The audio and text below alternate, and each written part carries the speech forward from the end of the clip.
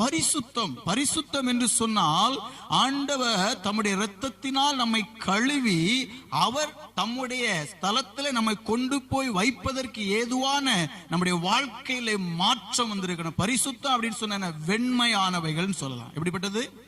இப்போ பால் எடுத்துக்கிட்டோம். இந்த பால் எப்படி இருக்கு? அவ்வளவு வெள்ளையா இருக்கு. பாலை போல வெள்ளை இல்லைன்னு சொல்லுவோம். அல்லேலூயா சொல்லுங்க. ஏன் அது வெண்மையா இருக்குது? அப்ப நம்முடைய வாழ்க்கையிலே ஆண்டவராகிய இயேசு கிறிஸ்துவுடைய வார்த்தை சொல்லும்போது சொல்லப்பட்டிருக்கு, நாம் பூர்ணமாக்கப்படும். எதிலே பூர்ணமாக்கப்படணும்? பரிசுத்தத்திலே பூர்ணமாக்கப்பட வேண்டும். ஒவ்வொரு நாளும் ஆண்டவர்கிட்ட கேட்கணும், ஆண்டவரே உங்க ரத்தத்தினால் என்னை கழுவுங்க, என்னை சுத்திகரிங்க, என்னை பரிசுத்தப்படுத்துங்க. ஒவ்வொரு நாளும் ஜெபிக்கணும். ஏன் என்று சொன்னால் நம்ம இந்த உலகத்துல வாழ்கிற இந்த உலகம் பாவம் நிறைந்த உலகம். இந்த உலகம் எப்படிப்பட்ட உலகம்? பாவம் நிறைந்த உலகம். எங்க அன்னைக்கு காதுல தான் கேட்ட, சில வருடங்களுக்கு முன்பாக பாத்தீங்கன்னா சில சம்பவத்தை காதுல தான் கேட்டிருப்போம். இப்படி இந்த இடத்துல ஒரு சம்பவம் நடந்துச்சா, இப்படி ஒரு கொலை நடந்துச்சா, இப்படி ஒரு கற்பழிப்பு நடந்துச்சா, என்ன இப்படி செய்தாங்க, அப்படி போயிட்டாங்க, இப்படி போயிட்டாங்கன்னு அன்னைக்கு காதுல தான் கேட்டாங்க. இன்னைக்கு அப்படி இல்ல, நம்ம கண்களால பார்க்கிற அளவுக்கு இந்த தேசத்துல இன்றைக்கு நடந்து கொண்டு இருக்கு. அல்லேலூயா. அன்றைக்கு காதுனால கேட்ட, அது எங்கேயோ நடந்த ஒரு காரியம், எங்கேயோ நடந்த ஒரு காரியம். ஆனா இன்றைக்கு அப்படி அல்ல, நம்ம அருகாமையிலே நம்முடைய கண்களுக்கு முன்பாக நடந்து கொண்டிருக்கு. அப்ப இவைகளிலே நாம் பரிசுத்தம் உள்ளவரா இருக்க வேண்டுமானால் நாம் ஒவ்வொரு நாளும் தேவன் நோக்கி ஜெபம் பண்ணிட்டே இருக்கணும். அல்லேலூயா. நோவா தன் காலத்தில் இருந்தவர்களுக்குள் உத்தமனும் நீதிமானா இருந்தான். ஏன்? தன்னை அவன் பரிசுத்தமாய் காத்துக்கொள்ளான். அப்ப நோவா காலத்துல எப்படி இருந்துச்சு? இப்ப எப்படி இருக்கிறாங்களோ ஜனங்கள், இதை பார்க்கல அதிக கேடு உள்ளவங்க அங்க இருந்தாங்க. அல்லேலூயா. அப்ப அதே அதிக கேடுள்ள நிலவரம் இனி நம்ம தேசத்துல வந்துகிட்டு இருக்கு. இன்னும் அதி சீக்கிரமா வரப்போகுது. ஏன்னா தேசம் முற்றிலும் அருவருப்பினால், அக்கிரமத்தினால் நிறைந்திருக்கு. அல்லேலூயா. இவைகள் தான் நம்ம வாழ்ந்துட்டு இருக்கிறோம். பாவமானது நம்மை பின்தொடர்ந்து கொண்டு இருக்கு. பாருங்க, யோசேப்புடைய வாழ்க்கையில பாவம் அவனை பின்தொடர்ந்துச்சு. ஆனா அந்த பாவத்தை அவன் தான் உதறி விட்டு ஓடினான். பாவம் அவனை விட்டு ஓடி போகல. பாவம் அவனை பிடிக்கத்தான் நினைக்குது. பாவம் ஒவ்வொரு மனிதனை எனக்கு ஆளுகை செய்ய நினைக்குது. ஆனால் அந்த பாவத்திலிருந்து தப்பிக்கொள்ள வேண்டுமானால் நாம் ஒவ்வொரு நாள் இயேசு கிறிஸ்து ரத்தத்தினால கழுவப்பட்டு சுத்திகரிக்கப்பட்டு பரிசுத்தமாக்கி கொண்டு தேவனுடைய வார்த்தையின்படி நாம் பூர்ணமாக்கப்பட்டு கொண்டு இருக்க வேண்டும். அல்லேலூயா. இந்த வசனம் எவ்வளவு அழகா சொல்லு பாருங்க. அந்த 3வது லைன்ல, மாமிசத்திலும் ஆவியிலும் உண்டான எல்லா அசுசிகளும். எதெல்லாம் உண்டாயிருக்கான்?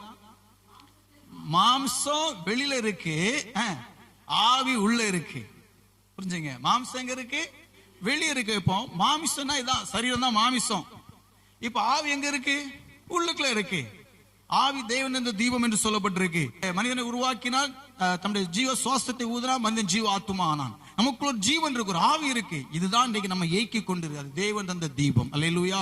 அப்ப அதுலயும் ஒரு அசூசி இருக்கு, அதுலயும் ஒரு அசூசி இருக்கு. அந்த அசூசி எது? எப்படி வந்துச்சு?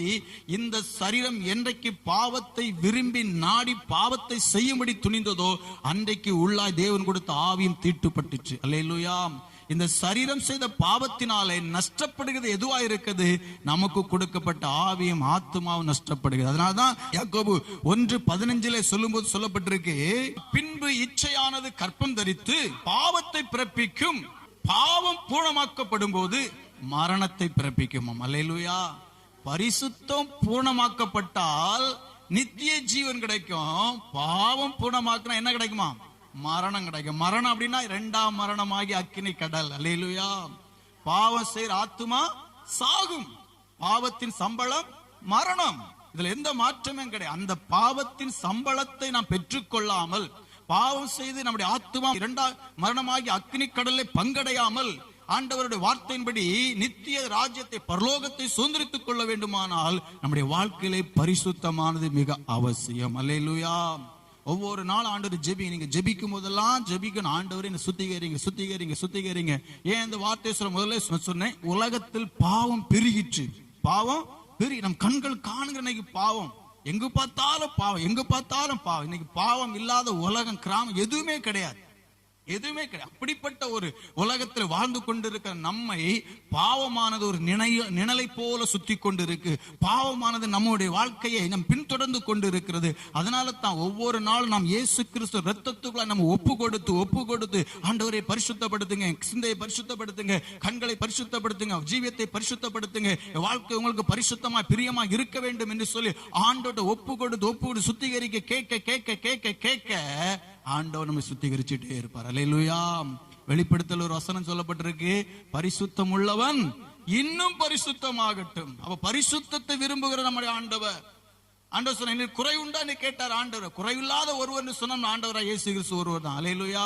அந்த நிறைவுள்ளவர் சொல்றாரு, உடைய பாவம் பூர்ணமாக்கப்படாமல் பரிசுத்தம் பூர்ணமாக்கும்படிக்கு நீங்கள் பிரயாசப்படுங்கள், நீ தேவனிடத்தோடு ஐக்கியப்படுங்கள், ஜெபியுங்கள், ஆண்டவருடைய பரிசுத்தத்துக்காக கேளுங்கள், கதறுங்கள். அந்த பரிசுத்தத்தை ஆண்டவர் நம்முடைய வாழ்க்கையில நிறைவாய் தருவார். அல்லேலூயா.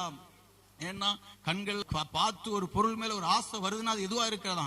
இச்சையா இருக்கு. அந்த இச்சை பாவத்தை பிறப்பிக்கிறோம், அது பாவம் உண்டாக்கிறோம், அது நம்முடைய வாழ்க்கையில தகுந்ததா இருக்காது. இன்னைக்கு பாத்தீங்கன்னா சோத்திரம் முழு உலகத்துல இன்னைக்கு ஆண்டவர் அறிந்திருக்கிற பிள்ளைகளை இன்னைக்கு பாவத்துலதான் இருந்திருக்காரு. பரிசுத்தம் சபைகளுக்குள்ள இன்றைக்கு இல்ல, பரிசுத்தம் தேவ ஊழியக்காரங்களுக்குள்ள இல்ல, பரிசுத்தம் விசுவாச பிள்ளைகளுக்குள்ளாக இல்ல. பரிசுத்தத்தை இன்னைக்கு சாத்தான் சபைகளுக்குள்ள இருந்து அநேக ஊழியர்கள் அநேக விசுவாச பிள்ளைகள் இருந்து பரிசுத்தத்தை எடுத்து போட்டுட்டான். அதனால இன்னைக்கு சபை கூட பரிசுத்தத்தை இழந்து அது ஒரு வேசியின் ஆடம்பர வாழ்க்கையான ஒரு இதா ஒரு கேலி குத்தாய் போச்சு, அது ஒரு விடுதியை போல மாறி போயிட்டு. காரணம் நம்ம பரிசுத்தம் இல்ல.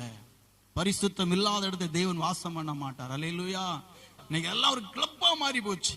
பரிசுத்தத்தை விரும்புற ஆண்டவர் பரிசுத்தத்தை தான் வாஞ்சித்துக் கொண்டிருக்கிறார். இன்னைக்கு இதெல்லாம் மாறி போனதுனால தான் எல்லாருக்கும் துணிகரம் வந்து. அல்லேலூயா.